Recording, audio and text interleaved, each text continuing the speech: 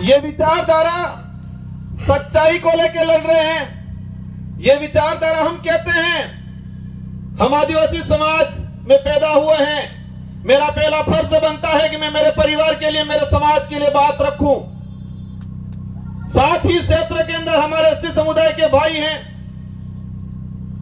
Minority समुदाय के भाई हैं, इसके अलावा किसी भी वर्ग का गरीब भाई है, उसकी कोई भी बात होगी, कोई भी समस्या होगी, उसका निराकरण करेंगे हम लोग। और ये देख सकते हो हमारे 84 क्षेत्र के अंदर हर व्यक्ति ने हमको मत दिया और मुझे मेरी विधानसभा में प्रचार करने की जरूरत नहीं पड़ी थी। हमारे कार्यकर्ताओं ने मोर्चा संभाल लिया था और हाईएस्ट मत राजस्थान में टॉप 2 में लाके रख दिया मुझे। आरक्षण व्यवस्था को लेकर कुछ आंकड़ा मैंने क्लियर किया है, अलग अलग डिपार्टमेंट की भर्तियों का, लेकिन इस मंच के सामने ही हमारे खाकी वर्दी वाले भाई दिख रहे हैं, इसलिए मैं उनके डिपार्टमेंट का कुछ आंकड़ा बता दूंगा।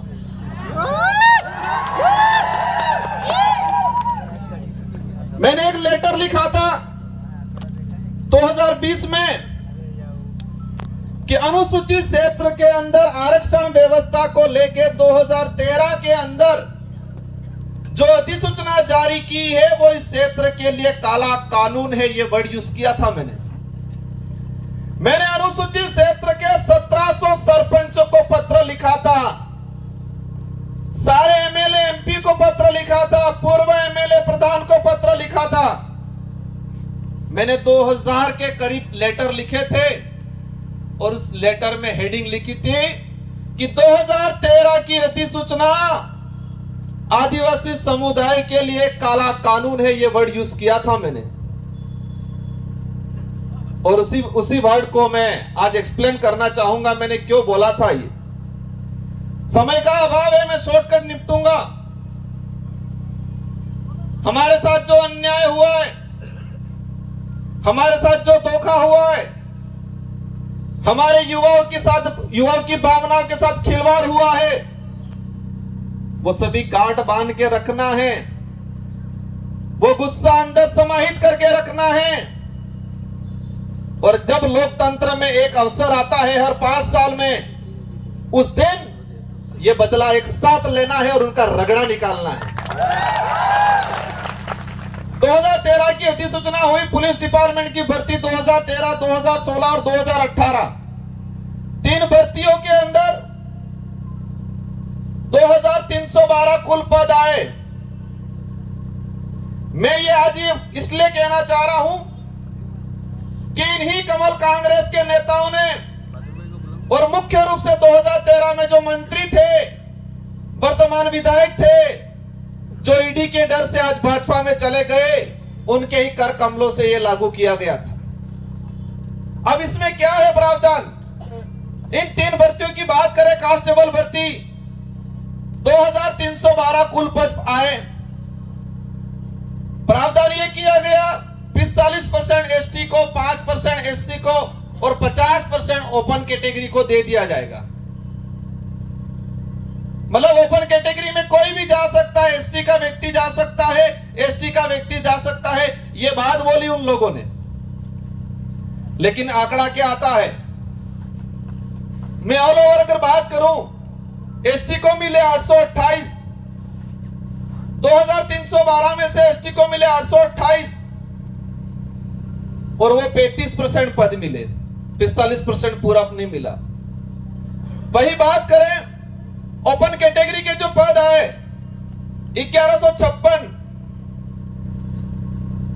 और मिले उनको मिलने 1359, 58%, और उसमें एसटी एससी का रिजर्व कैटेगरी के लड़के गए 12 लड़के। और वहीं ये सामने खड़े मैं कहना चाह रहा हूं, उनकी पदोन्नति होती है, उनके पदों की गणना अपने कैटेगरी में लेते हैं। और कुछ नेता कहते हैं, ये बात इसलिए एक्सप्लेन कर रहा हूं मैं,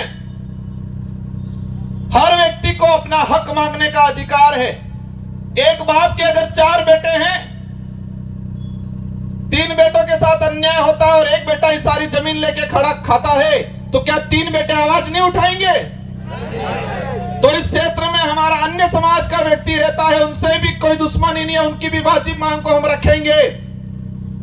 लेकिन हमारा फर्ज बनता है, जिस सर्टिफिकेट लगा के हम यहाँ पर आए हैं, उस सर्टिफिकेट के आधार पे एमएलए एमपी बनते हैं, तो जिस समाज का सर्टिफिकेट लगाया है उस समाज के हक अधिकार के लिए अगर हम नहीं बोलते हैं तो कौन बोलेगा।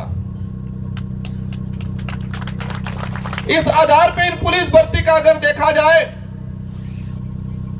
तो हमारे लड़कों का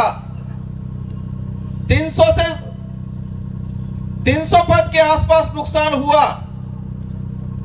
उस मां पे क्या गुजरी होगी जिस मां ने बच्चे को अपनी जमीन, अपने जेवरात गिरवी रख के बच्चे को पढ़ाया होगा, उम्मीद की होगी मेरा बच्चा पुलिस कांस्टेबल की तैयारी कर रहा है, नौकरी लगेगा। लेकिन इस प्रकार की अधिसूचना के कारण वो बच्चा आज नौकरी नहीं लगा और वो बच्चा आज गुजरात में जाके मजदूरी कर रहा है और उस मां के सपने अधूरे के अधूरे रह गए। ये लड़ाई उनके लिए है, सूद समेल वसूल करेंगे। और ये किसी समाज को हम दोष नहीं देना चाह रहे हैं, हम दोष उस नेताओं को देना चाह रहे हैं जिन्होंने अपनी पेटियां भरने का काम किया, टिकट लेने का काम किया और इतना कमा लिया कि ईडी के डर से भाग गए। गजब सुनता हूं मैं, एक दिन कहते थे हम पे आरोप लगाए और फिर बाद में 2 दिन बाद कहते हैं ये तो जुमला था, कहते हैं कि मोदी ने जुमला दिया था और आज कहते हैं कि मोदी के विजन से प्रभावित होकर गया हूं। मोदी जी के जुमले के विजन से प्रभावित होके गए हैं, इसका मतलब ये क्लियर है कि वो भी जुमलेबाज से कम नहीं है। हमें उनसे भी पर्सनली कोई लड़ाई नहीं है, उनके कोई जमीन का बंटवारा हमारा नहीं है, लेकिन उनको इस क्षेत्र की जनता ने बड़ा लीडर माना था। हमारे बड़े बुजुर्गों ने आशा रखी थी उनसे कि ये नेता है बड़ा, हमारे लिए, हमारे क्षेत्र के लिए कुछ अच्छा करेगा।